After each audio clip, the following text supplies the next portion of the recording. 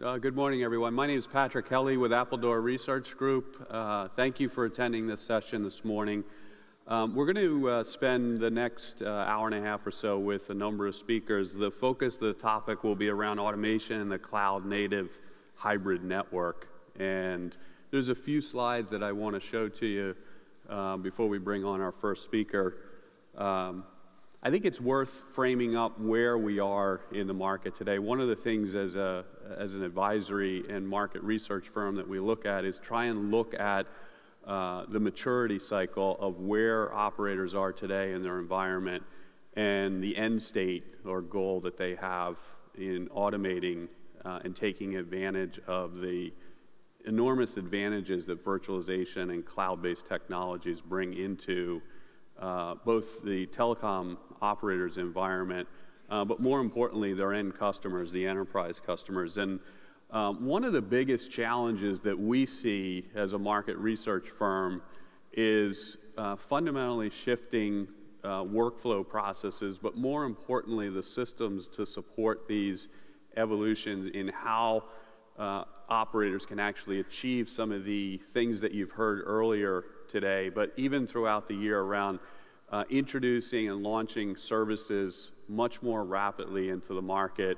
and doing it with fewer resources within their current environment. And so today when we kind of look at most operators' environment, what we see is you have a multitude of services supported by, in some cases, management stacks that look like what we call assurance and fulfillment type operations. So assuring the services once they're initiated and launched in the marketplace. And then as new services get deployed, the ability to actually get these services enabled very rapidly, in some cases through self-care portals, so that the end customer is able to have more control in how they utilize services in both their environment, but perhaps in a marketplace that is fairly complex.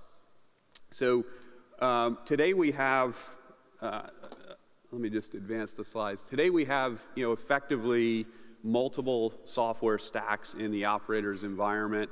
And they correspond to the workflow processes, many of them what we would consider manual or in some cases semi-automatic, to moving to an environment where you're able to automate some of the functions and support the services that get launched into the marketplace. What that means is effectively the stacks themselves will fundamentally change to support some of these new workflow processes. And one of the things that we're looking at is how do you take advantage of AI technology, rapidly process a lot of things that are occurring in the network, in some cases looking at things like the overall customer experience and driving that through either some sort of policy management or set of orchestration engines in the operator's environment. And there's a number of components there, and some of the speakers will talk about that actually enable that capability. Shared resources like live topology and active inventory, the ability to apply service intent modeling where there's collaboration between what we think of today as assurance and fulfillment systems. One of the other things that we've seen in the industry is the fact that you want a closed loop system, but there will not be a single loop. We kind of look at it in terms of nested loops. And when we see the deployments from operators today, one of the things that we're calling in the research that we're doing is you're starting to see automation occur in different domains. So you may see it in the RAN, you may see it in some cases in the SDN environment, and increasingly as we start to virtualize components in the infrastructure, that multi-layer stack, you'll see sequencing and automation occur in that domain as well.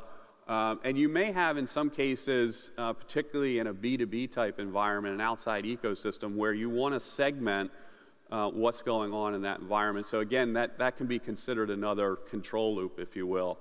And these are the things that, will take some time. I mean, this is not, we don't expect the whole idea of closed-loop automation, the ability to actually have an intent for services and then dynamically be able to scale, heal, move resources around to meet that service intent on an end-to-end basis for a number of years. So what we think will occur in the marketplace is you'll see a lot of investment, if you will, at the subdomain level, and that's where you're going to see increasingly automation occur, and then that'll move up to support more of the end-to-end business processes. So I'm going to introduce our speaker, our first speaker for the morning, Mr. Matt Beal. He's Director of Technology and Strategy and Architecture for Vodafone. Please welcome Matt to the stage.